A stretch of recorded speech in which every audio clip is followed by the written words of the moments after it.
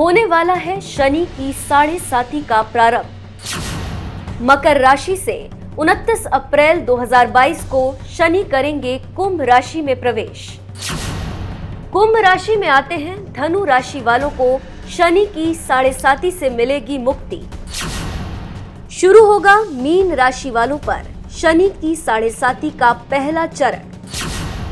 शनि का राशि परिवर्तन किन जातकों को देने वाला है राहत?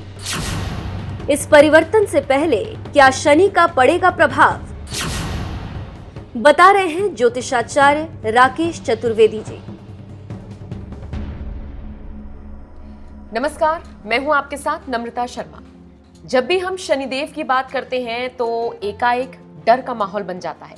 लगता है कि कहीं उनका जो प्रभाव है वो हम पर गलत तरीके से ना पड़ जाए। ना जाने हम उनसे इतना क्यों डरते हैं, जबकि अक्सर हम आपको बताते हैं कि वो न्याय के देवता हैं। अगर आपके कर्म ठीक हैं तो फिर आपको डरने की जरूरत नहीं है। खैर, शनिदेव का ये जो ग्रह है ये राशि परिवर्तन हो रहा है और धनु से हटकर ये मीन राशि में प्रवेश करने वाले हैं अगले साल। तो क्या कुछ असर पड़ेगा आप पर? और चूंकि इसका असर आप पर इसी साल से पड़ना शुरू हो जाएगा, क्योंकि जो शनि ग्रह है वो वक्री होकर अपनी चाल चलने वाले हैं। तो तमाम चीजें हैं जिनमें उलटफेर होने वाला है और इसका असर आपकी जिंदगी पर कैसा पड़ेगा ये बताने के लिए आज हमारे साथ जाने माने ज्योतिषाचार्य राकेश चतुर्वेदी जी मौजूद हैं। सर, बहुत बहुत स्वागत है आपका। जी, धन्यवाद नम्रता जी। तो शनि को लेके एक डर का माहौल हम सब में रहता है। लोग डरते हैं कि कुछ गलत ना हो जाए। तो पहले तो थोड़ा सा वो प्रकाश डाल दीजिए कि क्यों ना डरे और क्यों डरना चाहिए।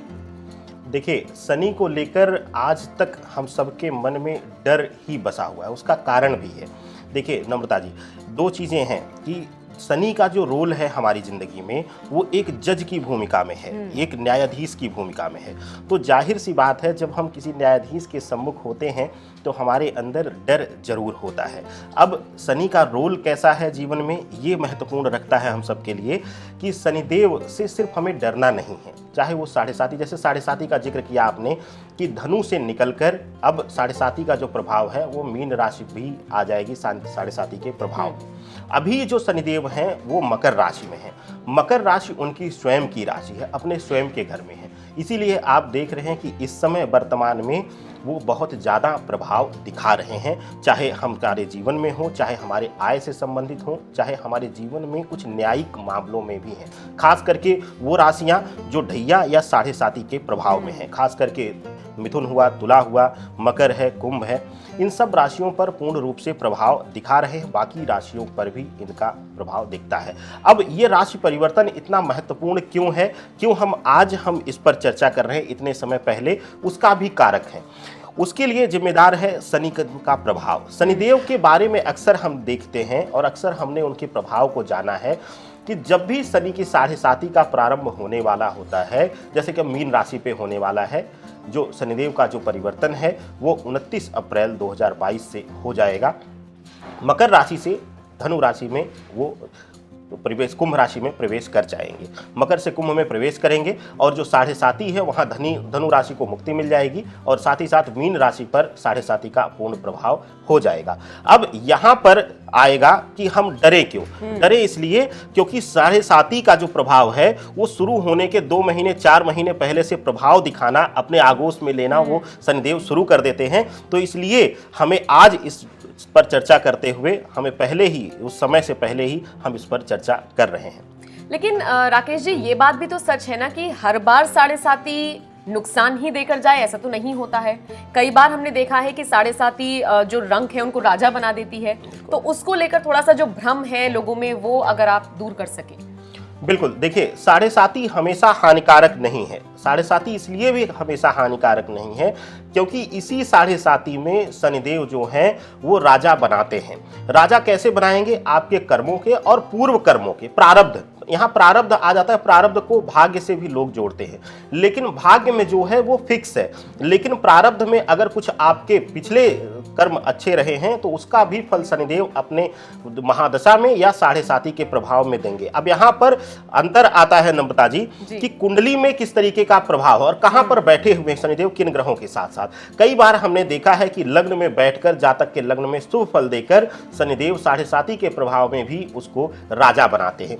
और वहीं पर अगर शनिदेव चतुर्थ भाव में, षष्ठम भाव में या फिर अष्टम भाव में बैठे हुए हैं, जो कि मृत्यु का भाव कहा जाता है, तो अगर इन जगहों पर बैठे हुए हैं और पापी ग्रहों के साथ दृष्टिगत संबंध भी अगर है या वहां पे युति बन रही है, तो वो करोड़ों रुपए आपको ऐसे मिटा देंगे, ऐसे बहवा देंगे आपसे मिट्टी में कि आप फिर से रोड पर आ जाएंगे और विचार करने पे मजबूर हो जाएंगे कि ऐसा क्या किया आपने कि जो आपको इस स्थिति पर लाया, जबकि परिश्रम उस बीच आपने ज्यादा किया होगा, फिर भी आपको मजबूर कर देंगे झुकने पर और गिरने पर।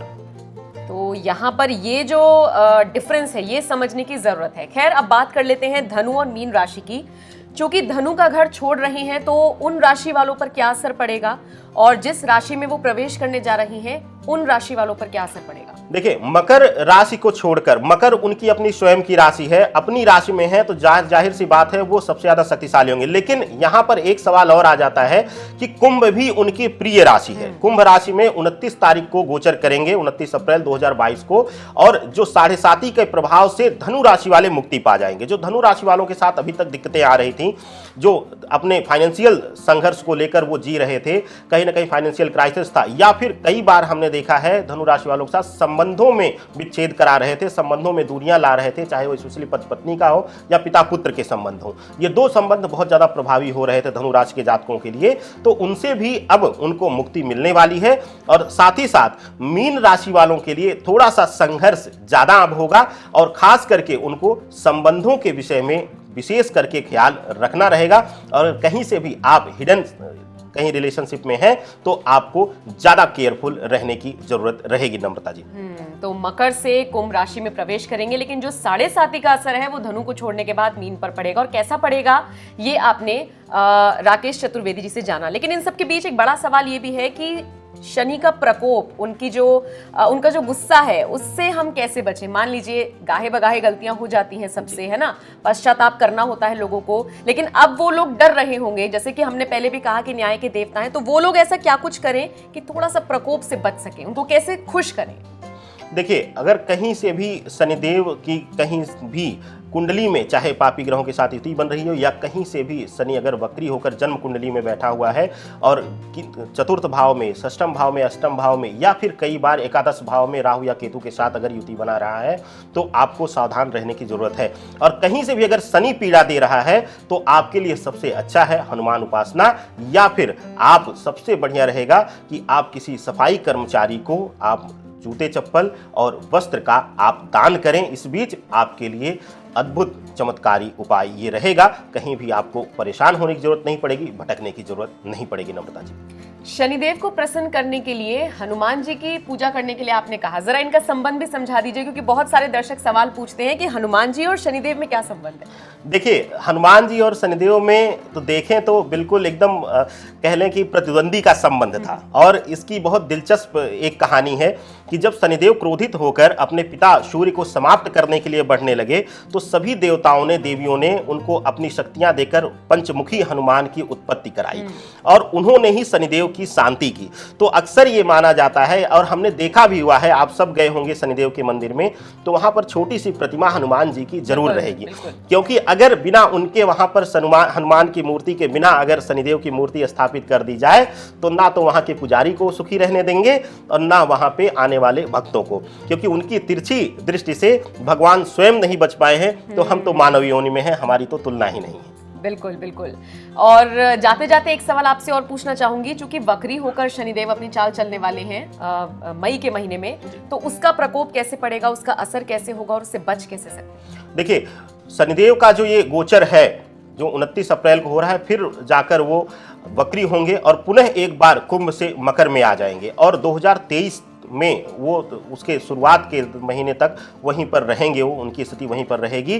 तो मकर में दोबारा आने के लिए, और क्योंकि वक्री रहेंगे, चाल धीमी हो जाएगी, चाल तिरछी हो जाएगी। वक्री होते समय उनकी जो दृष्टि होती है वो तीक्ष्ण होती है और तेज हो जाती है। तो कहते हैं कि वक्री शनि की दृष्टि ज्यादा खतरनाक होती है। तो अगर कहीं से भी आप गलत कार्यों में हैं, गलत कार्यों से जुड़े हुए हैं आप, तो आप थोड़ा सा अपने आप को कंट्रोल करिए। बेवजह किसी को आप दुखी मत कीजिए, बेवजह किसी का शोषण मत कीजिए। इस तरीके का कार्य आप छोड़ दीजिए और कोशिश करिए कि ज्यादातर आप शनिदेव को प्रसन्न करने में समय लगाएं और अपने कर्मों का सुधार करें, जिससे कि आपके जीवन में कष्ट कम हो और आपको सुख की प्राप्ति हो।